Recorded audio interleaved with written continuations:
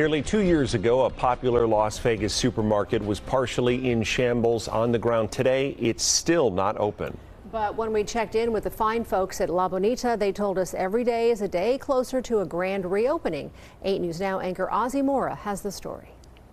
A shopper met me outside La Bonita and relived the moment she found out the building collapsed. She says her grandmother would always go to the store and wishes she could see the building now. August 13th will be 2 years since the horrifying collapse at this La Bonita Supermarket at Desert Inn and Eastern. Showing us what she saw that day in front of a now newly constructed building, Elizabeth Maldonado says it's something she could never forget.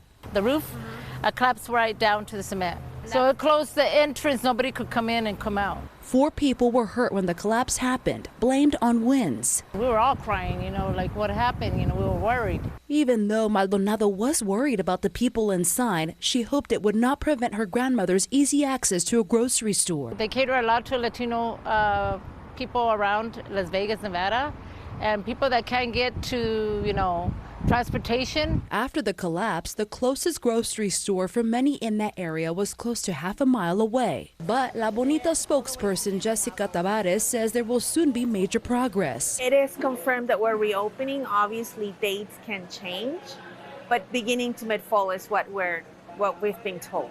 Tavares says its reopening took longer than expected. It's a long time for us to get everything ready because we had a landlord and a sub-landlord. 8 News Now has been in contact with the landlord, Kimco Realty, since the collapse. You can see in these pictures additional columns are being built in front of the store. I reached out to Kimco to ask if these columns add support to the section of the building that fell. In a statement, yes, we confirm columns are added to support the new canopy, which has been designed to meet or exceed all required codes. If it reopens again, I really appreciate it that, the committee will come back together. Maldonado also tells us her grandmother recently passed, not being able to be present for the reopening of her favorite store. Maldonado says she will be back to La Bonita once it reopens. As for La Bonita, Tavares says as much as they want to provide a specific reopening date, a lot can happen during construction.